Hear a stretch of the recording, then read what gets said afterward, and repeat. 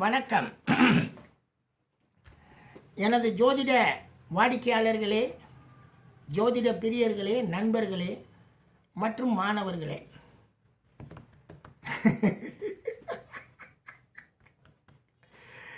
இந்த யூடியூப்பில் நான் யார் இதையும் அவ்வளோவா போய் கேட்குறதெல்லாம் கிடையாது. எனக்கு அதெல்லாம் அதுக்கு நேரமும் இல்லை, அந்த வேலையெல்லாம் செய்ய மாட்டேன். கிரிட்டிசைஸ் பண்ணுறது எப்படின்னா டைட்டிலில் பார்ப்பேன்.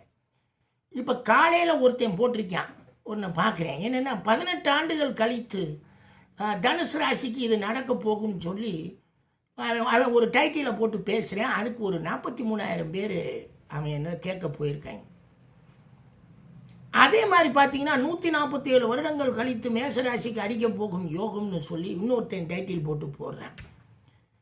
இந்த யூடியூப்பு என்னமோ இலவசமாக வந்து அப்லோடு பண்ண அனுமதிக்குது, பல விஷயங்களை அதை கொண்டு வருது, உலகளாவிய விஷயங்கள் அத்தனை அதுக்குள்ளே வருது. அதில் எது பயனுள்ளது எது பயனற்றதுங்கிறது வந்து அவரவர் பொதுமக்களுடைய அறிவுக்கு போக வேண்டிய விஷயம். இது நான் வந்து ஒரு தமிழகத்தின் ஒரு முதல் ஜோதிட பேராசிரியர், பல்கலைக்கழகத்தில் பணியாற்றி நிறைய புக்குகளை முத சிலபஸ் போட்டு இதுதான் சொல்லிக் கொடுக்கணும், இப்படி தான் சொல்லிக் கொடுக்கணும்னு சொல்லி மக்கள்களுக்கு சொல்லிக் கொடுத்து ஒரு 4,000 பேருக்கு மேலே டிப்ளமோ அப் டு PhD வரைக்கும் வாங்கிட்டு போயிட்டாங்க. அதெல்லாம் இருக்கட்டும். என்ன நடக்குது அப்படின்னா, எதுலையுமே நான் கோச்சாரம்னு ஒரு பக்கத்தில் போட்டுட்டு இது பொய்யிடான்னு கிளாஸில் எடுத்து நடத்தி முடிப்பேன். எப்பா ஒரு ராசியில் 12 ராசிக்கு பலன் சொல்லணும், சந்திரனை மையமாக படுத்தி வச்சு இதில் எல்லாம் ஒரு பலனும் கிடையாது, இதை நம்பாதீங்க அப்படின்னுவேன். இப்போ இன்னொரு விசேஷமாக என்ன சொல்கிறாங்கன்னா, லக்னத்தை மையமாக கொண்டு மேச லக்னத்துக்கு சனி பயிற்சி பலன்கள், ரிஷப லக்னத்துக்கு சனி பயிற்சி பலன்கள், லக்னத்துக்கு பலன்களாம். ஒரு திருடங்க எப்படியெல்லாம் மாறுறாங்க பாருங்கள். 18 வருஷம் கழித்து மாறப்போகுதுன்னு சொல்லி ஒரு திருடன் போடுறான் பதிவை. இது எப்படி அதில் இத்தனாயிரம் பேர் பார்க்குறாங்கன்னா, இன்னமும் மக்கள் என்ன நினைக்கிறாங்க, எப்படியாவது நமக்கு சரியாயிருமா? எப்படி சரியாகும்?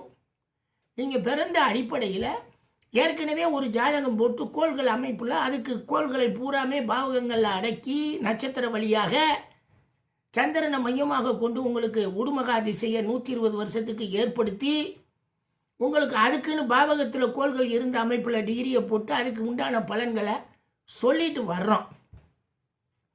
அது வந்துக்கிட்டு இருக்கப்போ இந்த கோச்சாரத்தில் இருக்கிற பலன் நமக்கு வேலை செய்யும்னா எப்படி வேலை செய்யும்?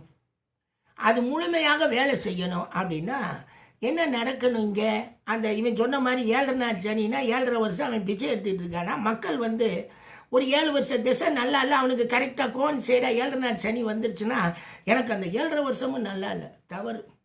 எனக்கு எந்த 7.5யும் ஒன்றும் செய்யலை, எந்த அஷ்டம சனியும் ஒன்றும் செய்யலை, எந்த அஷ்டாஷ்டம சனியும் ஒன்றும் செய்யலை, நல்லா தான் இருந்தோம்.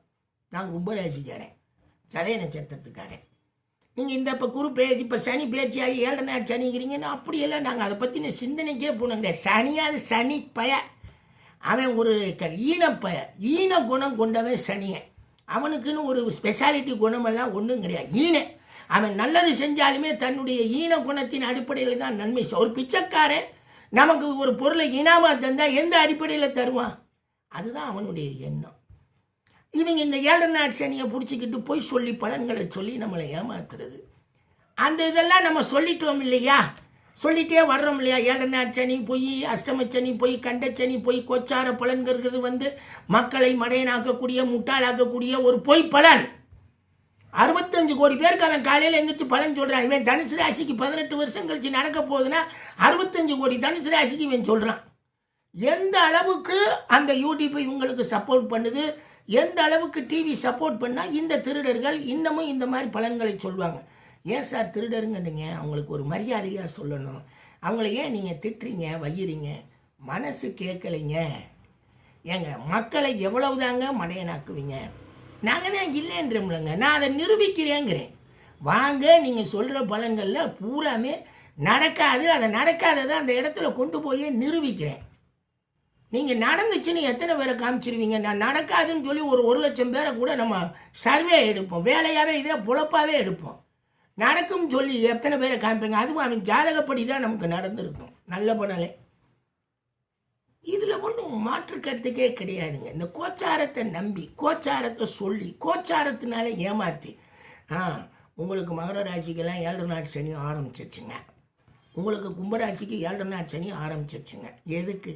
தனுசு ராசிக்கு 7 நாட் சனி. எங்கள் அண்ணன் ஒருத்தர் இருக்கார், சார் எங்கள் பெரியவர் அண்ணன் தான் சொல்லணும், நம்ம பிஎம் சாரை. அவர் விருச்சிக ராசி, அவர் 7 நாட் சனி முழுவதும் 2 தடவை பிரைம் மினிஸ்டராக இருக்கிறார். 7 நாட் சனி தெருவில் பிச்சை எடுப்பான்றீங்க, அப்போ பிரைம் மினிஸ்டர் என்ன அப்படியா இருக்கார்? அவர் விருச்சிக ராசி தான், அவர் பிரைம் மினிஸ்டராக இருக்கார். எப்படி இருக்கார்? அவர் ஜாதக அடிப்படையில் அவர் இருக்கிறார். நம்ம எப்பயுமே பார்க்கணுங்க, இவங்களுக்கு இந்த சோசியங்களுக்கு எப்படியாவது மக்கள்கிட்ட இருந்து பணத்தை கறக்கணும், பணம் பிடுங்கணும். எவ்வளவு கேவலமான எண்ணங்கள் இருந்தால் பணம் பிடுங்கிறதுக்கு உண்டான வழியை செய்வாங்க. நான் இல்லைங்க, வேறு வழி கிடையாதுங்க. எனக்கு கவர்னர் பட்டம் கொடுத்தாருங்க, பிஹெச்டி டாக்டரேட் பட்டத்தை. ராமாயணத்தில் ஜோதிடவியலின் கோட்பாடுகள், வால்மீகி ராமாயணத்தை தான் எடுத்துக்கிட்டேன். ஏன்னா அதுதான் ஃபஸ்ட்டு ராமாயணம். அது எடுத்துக்கிட்டு அதில் ராமர் ஜாதகம் எப்படி பொய்யாக சித்தரிக்கப்பட்டது அப்படிங்கிறதுக்கு விளக்கமே போட்டிருப்பேன் அந்த பிஹெச்டியில். ஏன்னா இங்கே பார்த்தீங்க அப்படின்னு கேட்டிங்கன்னா, ஆய்வு செஞ்சால் எல்லாம் ஆய்வாக வரணும், அது ஒரு முடிவு தரணும். நம்ம அழகாக பேராசிரியராகி ஒவ்வொருத்தரையும் உருவாக்கி நான் என் மாணவர்கள் அத்தனை பேருக்கு சொல்லியிருக்கேன் கோச்சாரம்ங்கிறது பொய்ன்னு. இப்போ சில மாணவர்கள் பொழப்புக்காக கோச்சாரத்தை வீடியோ போட்டு எடுத்துக்கிட்டு நடத்துகிறானா. மனசாட்சி உறுத்துமில்ல? நீ உண்மையிலே ஜோர் சாப்பிட்ருக்க, உண்மையிலே என் கிளாஸில் நீ உட்காந்துருந்து பாடம் கேட்டிருந்துருக்கில்ல, உனக்கு அறிவை சொல்லி கொடுத்தோம்ல. நாங்கள்லாம் பெரிய பெரிய இடத்துலலாம் அறிவை கற்றுக்கிட்டேன், என்கிட்ட கோச்சாரம் பொய்ங்கிற அறிவை கற்றுக்கிட்டில்ல, நீ சொல்லலாமா? அதை சொல்ல முடியாது. காரணம் என்னன்னு கேட்டிங்கன்னா, ஒரே ஃப்ராடுங்க, எல்லாரும் ஃப்ராட் ஆகிறது, எல்லாம் பொய்ய சொல்கிறது. உடனே தனுசு ராசி எத்தனை கொடிகள் அவங்க பூரா பார்க்கும்போது பார்த்தீங்கன்னா அவங்கள வச்சு இவன் ஏமாற்றி, அதுவும் பெரிய பேனரில் 5000 கொடு 10,000 கொடு. எதுக்கு? ஜோதிடம் பார்க்கறதுல காசு வாங்கலாம். நீ என்னத்தை சொல்ல போகிற? ஒருத்தன் கேட்குறான் என்கிட்ட, இவங்களுக்கு மாற்று வழி சிந்தனைக்கு நீங்கள் என்ன சொல்ல போகிறீங்கன்னு. ஏன்? காலத்தை தான் உணர்த்தணும், காலம்தான் பதில் சொல்லும். நல்ல காலம் வர்ற வரைக்கும் காத்துரு, கெட்ட காலம் வர்ற வரைக்கும் காத்திருப்பா. சார் அவன் எப்போ பார்த்தாலுமே ஏமாற்றி மக்களை சம்பாரிச்சிட்டு இருக்கான், போக முடியாது. அவனுக்கு ஒரு கெட்ட காலம் வரும்போது மொத்தத்துக்கு அடித்து துவைச்சி அவனை கீழே தூக்கி போட்டு போயிடும். எப்பொழுதும் இத்தனை பெரியோர்கள் இவ்வளவு நன்மையானவர்கள்லாம் வாழ்ந்துக்கிட்டு இருக்கக்கூடிய உலகத்தில் இன்னும் உண்மை தானங்க நிற்கிது கடைசி வரைக்கும். எப்படிங்க பொய்ய நிற்கும்? எங்கள் ஜோதிடத்தில் மாத்திரம் யாருமே கேட்க முடியாத அளவுக்கு பொய்யாவா போகிறது. ஜோதிட ஞானி, ஜோதிட ரத்னா, ஜோதிட சிகாமணி, ஜோதிட ஆச்சாரியா, என்னங்கடா கண்டிங்க? ஏதாவது ஒரு உருப்படியான ஆய்வுகளை சொல்லுங்கள். சார் நீங்கள் என்ன செஞ்சீங்கன்னா, ஒழுங்காக எப்படி பலன் சொல்லணும்னு சொல்லி வீடியோ போட்டிருக்கேன். எப்படியெல்லாம் மக்களுக்கு பலன்கள் ஒரு தடவை சொன்னால் போதும்னு வீடியோ போட்டிருக்கேன். இந்த ஜோதிடத்தை கேட்டுக்கிட்டு அலையாதீங்கன்னு வீடியோ போட்டிருக்கேன். துருவ கணிதம்னு ஒரு கணிதத்தை வச்சு ஏமாற்றிட்டு இருக்க கூட்டத்திலேருந்து வெளியே போங்கன்னு சொல்லியிருக்கிறேன். ஜோதிடம் யார்கிட்ட பார்க்கணுங்கிறத சொல்லியிருக்கிறேன். கோச்சாரத்தை பற்றி பேசக்கூடிய எவனுமே ஜோதிடர் இல்லைன்னு சொல்லியிருக்கிறேன். இதுக்கு மேலே என்ன சொல்ல முடியும்? அவங்க எல்லாம் பொய்ய சொல்லுவாங்க. நீங்கள் போனவுடனே தனுசு ராசிக்கு இப்படி இருக்குன்னு சொல்லிட்டு ஒரு அம்மா சொல்லுது, என்ன சார் நீங்கள் ஜோதிடத்தை விளக்கமாக 30 நிமிஷம் பேசுகிறீங்க, நேரில் வந்தா அப்படி வந்தா இப்படி வந்தான்னு ஒருத்தரை கேட்குதான். அதுக்கு அவர் சொல்கிறார், ஏம்மா விளக்கமாக சொல்லணும், என்னங்க அங்கே போனால் 2 நிமிஷத்தில் உனக்கு 7 நாட் சனி போயிட்டு வாங்குறாங்க, நாங்கள் பாட்டுக்கு வந்துட்டோம், அதை சொல்லுவீங்களா அப்படின்னா. அப்போ இன்னமும் மக்கள் மடையனாக இருக்காங்க. இவங்களும் அதுக்கு தகுந்த இல்லைங்க, அதெல்லாம் சொல்ல வேண்டியதில்லை. அந்த கோயிலுக்கு போக வேண்டிய அவசியம் கிடையாது. அது சனியன் கோயில் கிடையாது, அது தர்பானீஸ்வரன் கோயில். அங்கே போய் நீங்கள் ஒன்றும் கண்டுபிடிக்க வேண்டிய அவசியம் இல்லை. முருகன் சிலையை அவங்க சனியன் சிலையாக மாற்றி வச்சுட்டு ஏமாற்றிட்டு இருக்காங்க. ஆகம் அமைப்பில் லெஃப்ட்டில் கணபதி இருப்பார், இந்த பக்கம் ரைட்டில் முருகன் இருப்பார் பாருங்க அப்படின்லாம் நம்ம சொல்லலாம். மாற்ற முடியாது. எப்படி நீங்கள் சைவ கோயிலினுடைய ஆகமத்தை மாற்ற முடியும்? மாற்ற மாட்டாங்க. அதெல்லாம் மிகப்பெரிய விஷயம். கட்டுப்பாடுகளும் ஆகமங்களும் தத்துவங்களும் வழிபாடுகளும் சாத்திரங்களும் உள்ள இடம். இவன் ஜனியனை சொல்ல அதுக்கு ஒரு கோயிலுக்கு பரிகாரம் போக எவ்வளவு திட்டம் போட்டு மாற்றுறதை பாருங்கள். இதெல்லாம் எதுலேருந்து வருது? இந்த சனியன் கோயிலுக்கு போகிறதுக்கு கோச்சாரத்துலேருந்து வருது. சனி தசை 19 ஆண்டுகள், விம்சோத்ரி மகாதிசை 120 ஆண்டுகளில் சனிக்கு 19 ஆண்டுகள் கொடுக்கப்பட்டிருக்கு. 19 ஆண்டுகள் அவன் கோயிலுக்கு போயிட்டு வருவான், போகவே முடியாது, அதுவே தடையாகுமே. எனும் பொழுது இதெல்லாம் ஏமாற்று வித்தைகள். தற்காலத்தில் புதுவிதமாக உங்களை ஏமாத்துறதுக்கு 12 வருஷம் கழிச்சு வருது, 20 வருஷம் கழிச்சு வருது, 18 வருஷம் கழிச்சு வருது, 100 வருஷம் கழிச்சு வருது, 150 வருஷம் கழிச்சு வருது. எது வந்தாலும் ஒன்றும் நடக்காது. இவங்களுக்கெல்லாம் ஒன்றும் தெரியாது.